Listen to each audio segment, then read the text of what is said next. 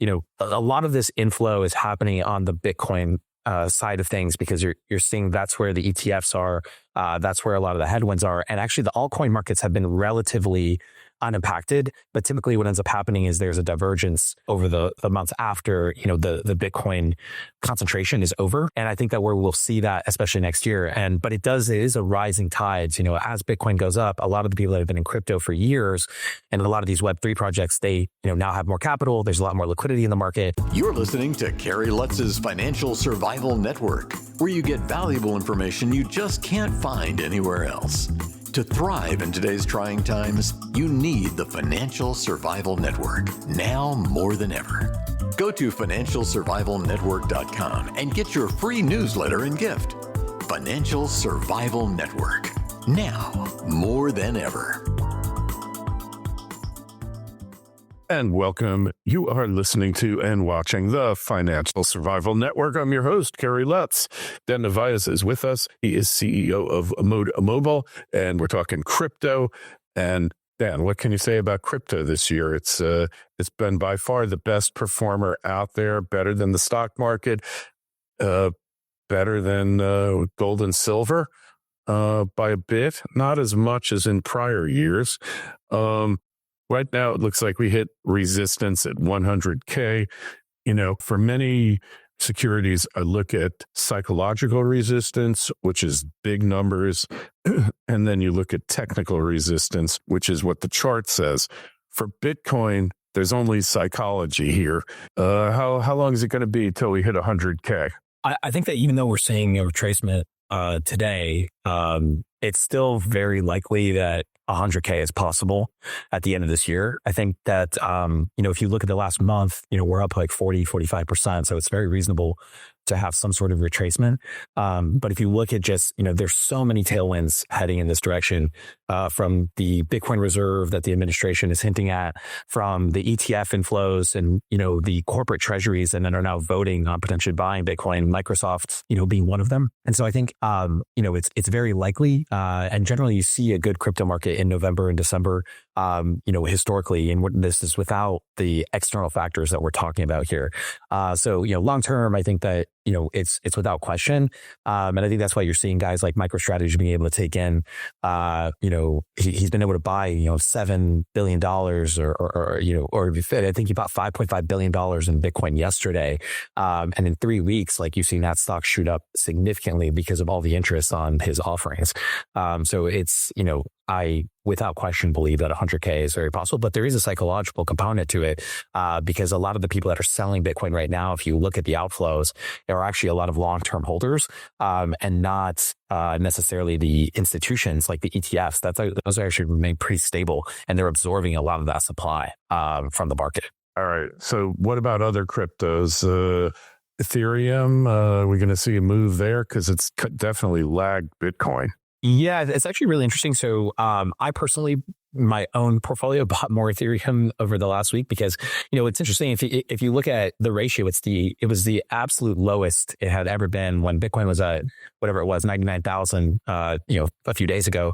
And ETH was at like 3,100.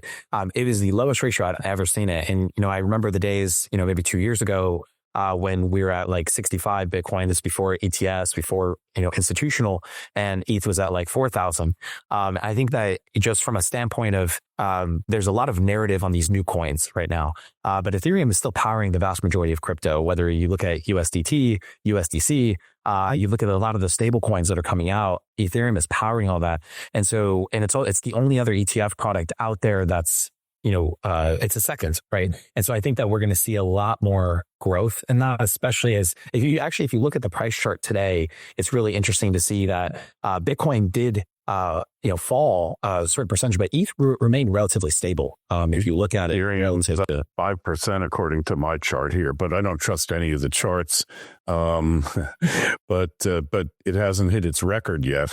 Again, right? Its record high. Yeah, it's like, its record high is low 4,000s, I believe. And I think that we will definitely see that, especially as, a lot of this inflow is happening on the Bitcoin side of things because you're seeing that's where the ETFs are. That's where a lot of the headwinds are. And actually the altcoin markets have been relatively unimpacted. But typically what ends up happening is there's a divergence over the months after, the Bitcoin concentration is over. And I think that we'll see that, especially next year. But it is a rising tides. As Bitcoin goes up, a lot of the people that have been in crypto for years and a lot of these Web3 projects, they, now have more capital. There's a lot more liquidity in the market. And so those older holders, not necessarily the institutional holders, will diverge into these new altcoins, which creates a new opportunity for a lot of new projects in the space, especially in the United States, where now we may have a bit more regulatory clarity with like Gary Gensler resigning and some of the appointments that Trump has indicated.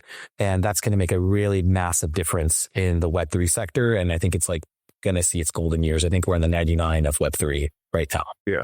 So the antipathy of the government towards cryptos, I wouldn't say all of them. I'd say towards the leading cryptos is no longer there. I think there's going to be antipathy to these marginal ones that are really nothing more than scams, which is, yes, hundreds of them out there. I think you'll see a bifurcation, embracing of the 5 or 10 leading cryptos and room for others to enter with certain ground rules that weren't in effect. That's a plus and a minus, but you do need a referee in this thing because a lot of people have been screwed out of a lot of money in these cryptos. Here, basic question for those of you out there. I mean, you and I know how to buy this stuff. What do you think is the best way to buy Ethereum and to buy Bitcoin? Is it through an ETF, or should I be looking at other vehicles? Oh, look, I think if you're an institutional investor, or even, not institutional, as a retail investor, but you are used to trading on, Fidelity or a brokerage, you still have all the protections. At the end of the day, by putting it into ETF, obviously they're taking a very small margin, but I would say that it really depends on your personal preference. I think the benefit of holding crypto in a wallet is that, you have this whole decentralization aspect. And so your money is nowhere. But if you lose the keys to that, you can't get that crypto anymore. And so, I think that that's probably the best way to get exposure while still having the downside protection, because it's no different than the security portfolio that you currently have. And just to your previous point, I do think it's a very important component that, we do have regulation in the industry. We've been self-regulating, been in this Web3 space for years, and, it's been without clarity in the United States. With that clarity in the United States, it will make the United States a leader in crypto.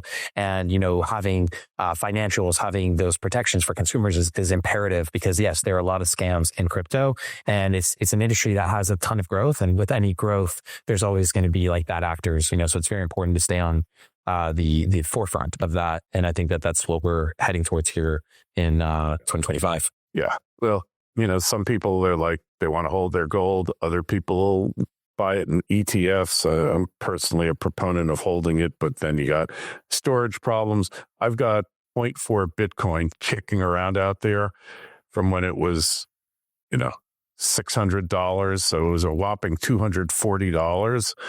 And I'm thinking I will go for narco hypnosis, where they give you drugs and probe your mind to figure out what the heck my key was, because I updated my phone. The key was memorized. It didn't work after that, and I've never been able to figure it out. I mean, if anybody out there has a way of doing this, man, you could clean up, because 25% of the Bitcoin out there is lost, right? Literally there. And I mean, which benefits on the supply aspect, but yeah, there are some certain stories out there where there are certain hard drives that have literally $100 million in there, and people have like one guest left, and they have like the most sophisticated hackers in the world trying to hack into this crypto, like white hat hackers, right? So that they can get the crypto out. So I would agree with you. That would be a great business. Maybe quantum computing AI will solve that for us, but then that could break the entire crypto market down as well. So. Or AI, forget about quantum. The AI really, well, we'll see, I guess. It's a conundrum here. The guy has the hard drive in a landfill, and it's got like 250 million of crypto on it. It's probably $500 million now. And they dig up the landfill to find it. Yeah. I mean, if it could be worthless, a good ROI, to start a little like hedge fund or a hedge fund to just go through it and buy the landfill, and do it. But yeah, I think like, look, there's just going to this larger point of kind of where we are going with crypto. I mean, if you look at the gold market, we're at an 18.5 trillion or something of that nature. And Bitcoin today is like, about 10% of that, right? It's like 1.8 trillion. And so is it reasonable to say with, millennials, Gen Z, who are very digital in nature, and we don't go and buy gold, in that nature, and now digital gold is Bitcoin. And I think that it's very reasonable to say that this asset class will easily 5 to 10x over the course of the next 2 years, especially if you look at the performance of the gold ETF versus the Bitcoin ETF. It's the highest performing ETF that's ever came out. And I think that that's goes to show the growth potential here in this sector overall. Couldn't agree more. And so as far as looking to the future here, do you think that the ETFs, the institutional interest, now they're going to have options trading? Does that make it easier to manipulate the crypto market? I mean, it'll get, it depends on the size of the coin, right? But it seems like if you look at even Saylor, right? I mean, it's hard to say. It's like he bought $5 billion of Bitcoin in the last, yesterday, and the market went down, and so I think is it possible to manipulate the market? I think it just would take a tremendous amount of capital. I mean, I think that if you look at the Bitcoin reserve concept, where the U.S. is proposing, or the senator, I'm forgetting her name, but from Wyoming, it's 5% is the goal that she has to own that Bitcoin. Now, that would clearly, I wouldn't say that's a manipulation, but that would have a massive price impact in Bitcoin, right? If the US suddenly owned 5% of the gold, because it also would spur an entire buy movement from all these other countries that don't want to get left behind. And that would be just a very parabolic thing where we may see then $1 million of Bitcoin over the course of the next 12 to 24 months, depending on when that's executed. So I do think it's very hard to manipulate markets in the scale of Bitcoin, but that's essentially the general idea of smaller markets, much more possible in those altcoins that are sub $1 billion. Yeah. Well, interesting times ahead. Dan, I want to find out more about you, connect with you on the web, etc. How do we do that? Yeah, on Twitter, Nevias _AI, and then you can check out our website at modemobile.com. We're building a lot of stuff in Web3 and also in Web2, helping consumers get into earning rewards and earning crypto without having to put a bunch of money down to do it. All right. Excellent. Hey, links in the show notes to this interview on financialsurvivalnetwork.com. When you're there, please sign up for your free newsletter. Appreciate you coming by, Dan. We will talk to you again, and happy Bitcoining. Thank you, Kerry. Have a great one. Thanks for listening to Kerry Lutz's Financial Survival Network, your solution to today's trying times. For the latest, go to financialsurvivalnetwork.com. Financial Survival Network, now more than ever.